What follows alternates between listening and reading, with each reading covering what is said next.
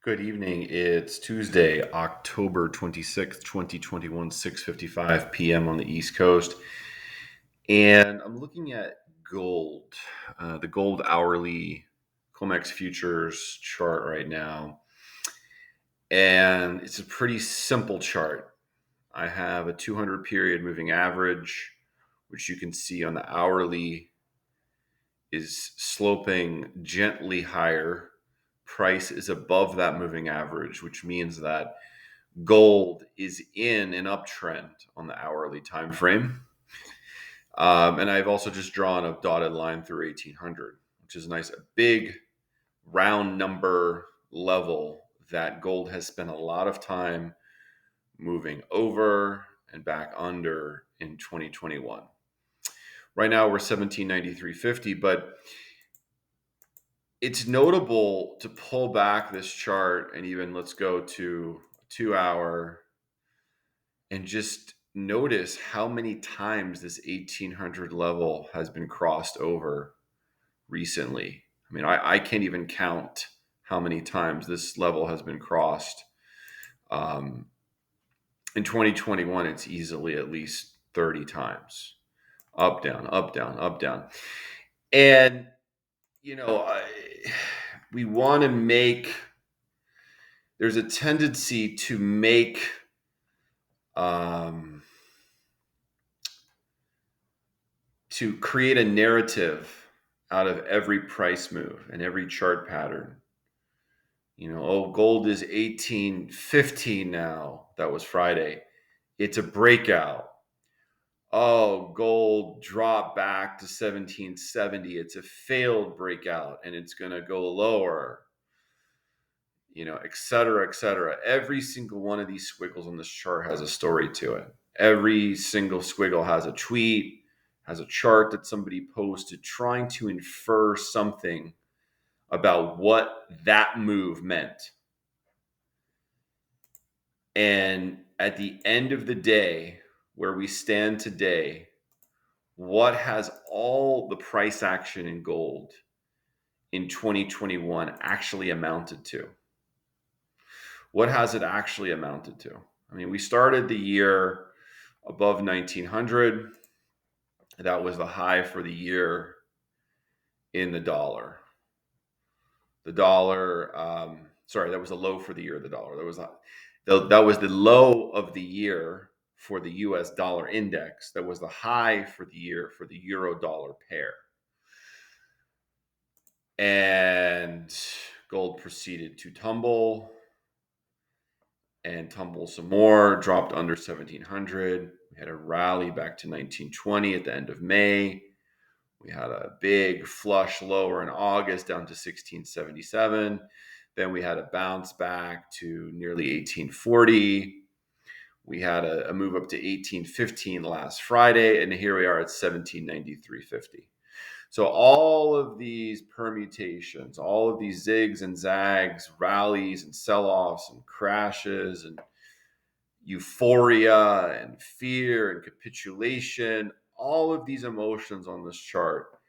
And at the end of the day, here we are right near 1800 again. And if we look at a monthly chart, a 20-year chart, monthly time frame, what does this year look like? It doesn't look like much. In the grand scheme of the long-term gold chart, from $20 an ounce in the 1950s to $2,100 an ounce last August to 1793.40 today. This is a massive uptrend, and the last 14 months has been a consolidation that on the monthly chart looks nothing more than a bullish flag. There is nothing bearish about this chart.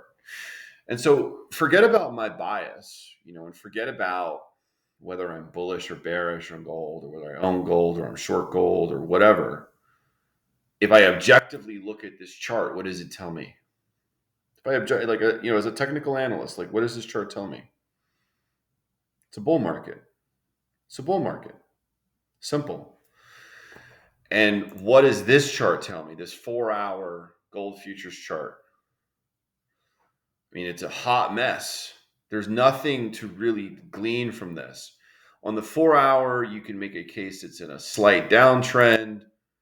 On the hourly, you can make a case that it's in a slight uptrend. And we could look at every time frame. But in reality, what is the assessment here? This is a secular, super long-term bull market. It had a very big move from 2018 to August 2020. So a 2-year run from the 1100s to over $2,000 an ounce. That's a massive move for gold.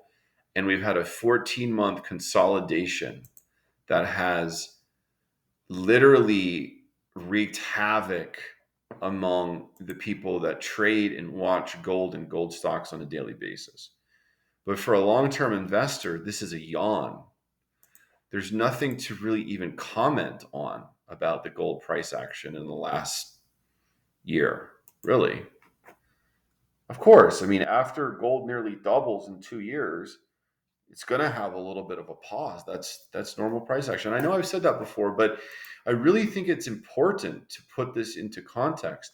And then look at the gold in euros. So actually, the biggest economic zone on the planet is the EU. You know, the eurozone. I know they're different. There's countries in the EU that are not in the euro, but anyway, the euro currency is a very massive currency. Even though here in North America we talk in dollars and think in dollars, and gold is traded in dollars, but euros matter a lot.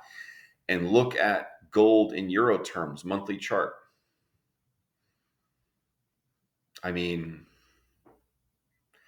it's consolidating right at the highs. Yeah, it's not 1,700 euros an ounce, it's 1,550, but okay, that's less than 10% off the all-time high.